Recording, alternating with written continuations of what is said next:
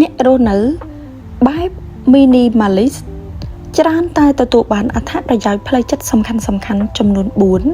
4ដែលមនុស្សជាច្រើនមិនបានដឹង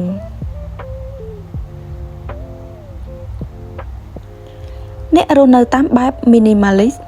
មិនមែនគ្រាន់តែជាការរៀបចំផ្ទះរបស់អ្នកឲ្យស្អាតនោះទេប៉ុន្តែថែមទាំងរៀបចំចិត្តរបស់អ្នកឲ្យស្អាតទៀតផងអ្នកដែលរស់នៅរបៀបបែបនេះច្រើនតែជួបប្រទះនៅអត្ថប្រយោជន៍ផ្លូវចិត្តចំនួន4ផ្សេងគ្នា1កាត់បន្ថយភាពតានតឹងព្រោះអ្នកមិនចាំបាច់ប្រើរបស់ច្រើនពេកនៅពេលដែលអ្នកមានរបស់ច្រើនពេក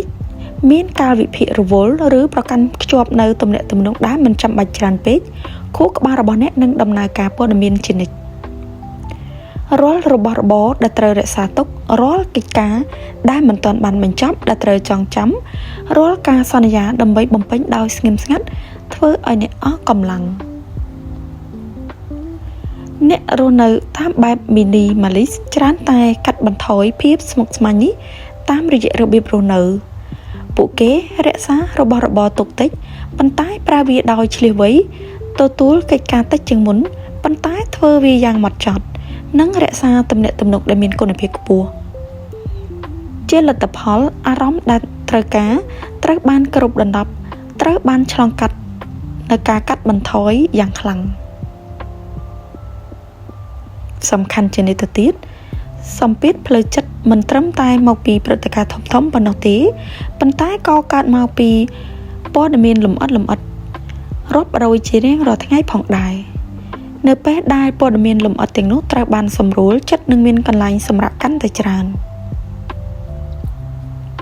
2. ការផ្ដោតអារម្មណ៍កើនឡើងនិងការគិតច្បាស់លាស់កន្លែងដែលរញ៉េរញ៉ៃនាំឲ្យចិត្តច្របូកច្របល់តុដែលពោពេញដោយរបស់របរទូរស័ព្ទដែលមានការជូនដំណឹងច្រើនពេកនិងការវិភាគដែលផ្ទុយគ្នាតែងតែបំបែកការយកចិត្តទុកដាក់របស់អ្នក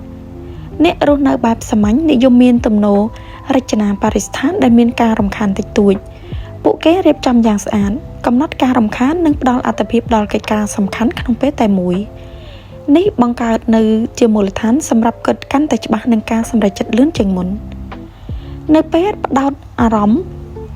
ប្រសិទ្ធភាពការងារកើនឡើងដោយមិនចាំបាច់ប្រឹងប្រែងខ្លាំងពេក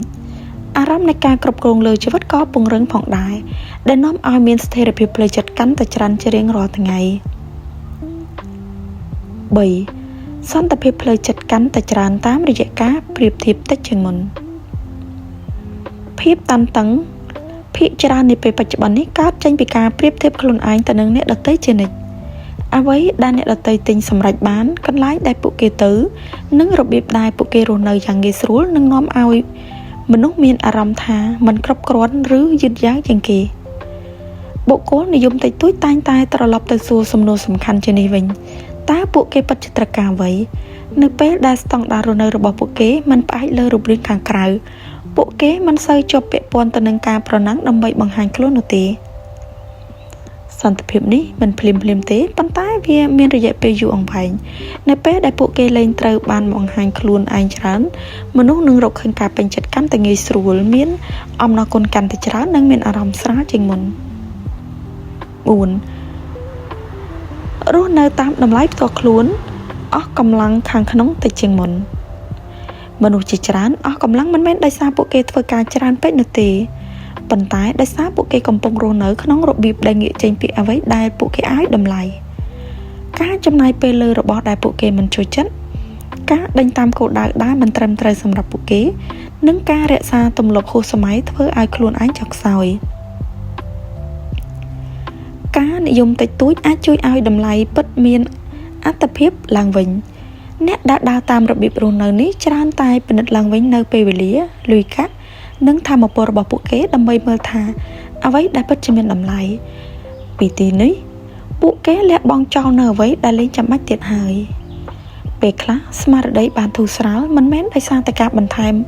នោះទេប៉ុន្តែដោយសារតែដឹងថាពេលណាត្រូវលះបង់អ្នកនិយមភាពសាមញ្ញនិយមច្រើនតែយល់ពីរឿងទាំងនេះតាំងពីដំបូងហើយដូច្នេះរស់នៅដោយសន្តិភាពជាងមុន សូមអរគុណ